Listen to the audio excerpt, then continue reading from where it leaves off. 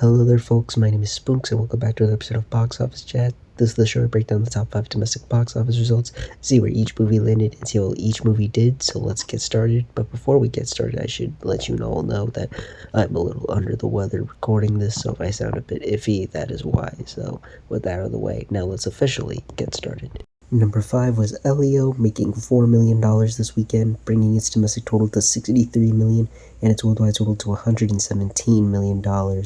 So it's not like the movie's not playing like a typical family film. In fact, it's honestly held better than I thought it would. It's lasted longer in the top 5 than I thought it would. And if this movie had that momentum and word of mouth, we probably would have seen a really impressive box office run here. But the fact is that there just wasn't that much interest with this movie, unfortunately. So the movie just faltered despite, the staying power it seems to have. Because, again, it has maintained some decent holds throughout its theatrical run, but nothing spectacular or something you would expect from a well-received family movie. And unfortunately, it's just not looking like this movie's going to be the win Pixar was hoping it would. I doubt it's gonna get to the doubling point of its $150 million budget. I'm not even sure if it's gonna be able to get to the initial production budget worldwide. Unfortunately, it just doesn't seem like there's much interest. I know there's a couple places still needs to open. It opens in Japan in August, but yeah, this movie is just gonna turn out to be the big disappointment of the summer, unfortunately, which is a shame, again, because again, it's a Pixar movie, it's an animated movie. You would expect these types of films to really skyrocket during this point, but unfortunately this was just a misfire, sadly. So yeah, while it did perform a bit better than I thought it would, it's still not gonna end up being the hit the studio was hoping it would be. Number 4 was How to Train Your Dragon, making $7.9 million this weekend, bringing its domestic total to $239 million and its worldwide total to $561 million. How to Train Your Dragon still doing very well at the box office. It's on its way to $250 million domestically and $600 million worldwide, which is a really impressive run. It's going to challenge the worldwide run of How to Train Your Dragon 2 to become the biggest film in the franchise. Yeah, this has just been a major win for the studio. Clearly, this is the big family movie people wanted to see at this point during the summer. It'll be interesting to see how it does this weekend with a new family film coming out. Will it do anything to stop it? I doubt it. Since the movie's been performing so well thus far, I can't imagine the other big animated movie doing anything to really dent this movie's performance. Yeah, not much more else to say here. It has really done a very splendid job at the box office for sure. It didn't do Lilo and Stitch numbers, but then again, it didn't really need to in order to be considered a hit, and it is a hit. So it'll leave the top 5 with that accomplishment for itself. Number 3 was F1, making $13 million this weekend, bringing its domestic total to $136 million and its worldwide total to $393 million. F1 continues to do pretty well, all things considered. You'd think with this being a sports drama competing against superhero movies, dinosaur movies, and animated kids movies here and there, this would probably be swamped by all of the competition, but no, it's been holding pretty well for itself. Again, I think it's playing to its strengths. One of the few films aimed at an older audience, and the word of mouth has been strong thus far, and because of that, it's about to crack $150 million domestically. It's only a matter of time before it gets to that milestone, and on the worldwide side of things, it's about to double its $200 million budget, which is great to see. It's a first for Apple TV Plus for sure, so I'm sure they're already celebrating that. We'll see if it can get to $500 million worldwide. Again, this does seem to be performing a lot stronger internationally, since Formula One has been bigger internationally than over here in the States, but domestically this movie's still performing very, very well. It's still one of the biggest surprises of the summer for sure.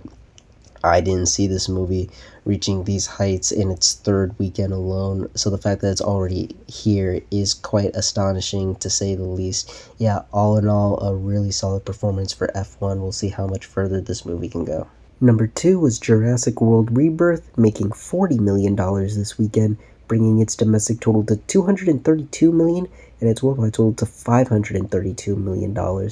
So I think we can put down the rumors and the hoaxes of the word of mouth being atrocious and terrible for this movie to rest now, as this movie held really well for a blockbuster competing against another big blockbuster. It seemed like this movie was going to be like, yeah, it would have a strong opening for sure, but then it would just fizzle out. But no, it put up a good fight this weekend. It only dropped 56%, which, given the competition, that is a very strong hold for a blockbuster like this, and it's on its way to surpassing the $250 million milestone, and I'm sure it's going to get to $300 million domestically very soon. Worldwide, it has already surpassed $500 million. That is insane in its second weekend alone, and we'll see if it can continue the trend of the past couple Jurassic World movies to crack $1 billion. We'll see if it can get there. Again, there's one more big movie this summer that I think could stop it from getting there, so we'll see if that'll be a big detriment to if that movie can get there. But still, this just shows that even with the bad reception and the competition, people love these movies. They love seeing dinosaurs cause mayhem and destruction and panic amongst civilians. People just love these movies. They love Jurassic World, they love Jurassic Park, they love these dinosaurs, no matter the quality of the films, and that's definitely something Universal is celebrating. We're definitely going to get more of these movies in the future. The only question is when they will announce them, which I assume will be very soon. But yeah, as far as this movie's second weekend performance, it could have been so much worse than this. The fact that I was able to do this well is really impressive. I definitely think this is going to be one of the biggest movies of the summer for sure. And finally, let's end the video off with the number one movie of the weekend, which was Superman, opening with $125 million this weekend domestically and $220 million worldwide. This is the biggest opening for a superhero movie this year, topping Captain America Brave New World and Thunderbolts. It is the second biggest opening of the summer, topping Jurassic World, Rebirth, How to Train Your Dragon, and Thunderbolts, but still sitting behind Lilo and Stitch. And it's the third biggest opening of the year overall, topping Captain America Brave New World, How to Train Your Dragon, but still sitting behind Lilo and Stitch, and a Minecraft movie. Now, while it didn't reach the heights that I thought it would, this is still a really impressive debut, I would say. The fact that it was able to get to these numbers is pretty impressive, considering that it's been so long since the last solo Superman movie. The fact that this is starting off a new era for the DC universe, the fact that it's released in such a crowded part of the summer, the fact that it was able to get to over 100 million domestically is really impressive. And on the worldwide side of things, it's just 5 million away from surpassing its $225 million budget. So already things are off to a great start with this movie thus far. However, what's interesting is that internationally it doesn't seem to be as big as it is domestically, so we'll see how things play out for this movie in that regard. Hopefully this is more Beetlejuice than Twisters, but yeah, that's definitely going to be something interesting to keep an eye out on in regards to this movie's performance thus far. But yeah, otherwise, I would still say this is a great start for this movie. Again, I think the marketing really sold this movie well. The buzz was electric, and people seem to be enjoying this movie. They're not loving it, but they're enjoying it. Critics are in the low 80s on Rotten Tomatoes, and audiences gave it an A- on CinemaScore, which is a bit concerning.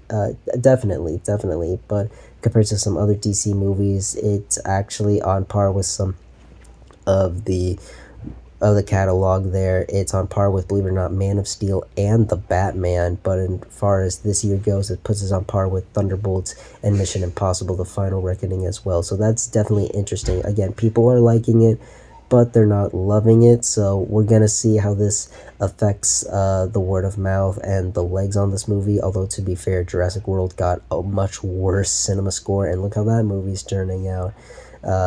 So maybe this one also prevails against the skepticism over the reception the movie's gotten. And again, it's still got 2 weeks until the next big superhero movie, so I think the movie will be able to maintain that word of mouth, or at least this week. But it's also going to be interesting to see how those two bat it out once they both are in theaters, but as far as I can tell, the majority of people I've been seeing have been really enjoying this movie, really liking it, so I think the word of mouth will be there.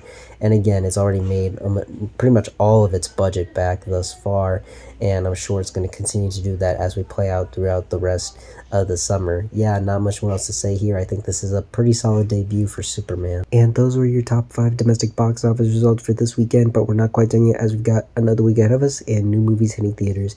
This weekend we have 2 new major wide releases, starting with I Know What You Did Last Summer, the newest legacy sequel to a beloved horror film. This time it's I Know What You Did Last Summer. The fisherman is back in Southport and he's out there claiming his next victims. Now, obviously, this formula has worked before with Scream and Halloween, but I'm not sure if it's gonna work again for this one.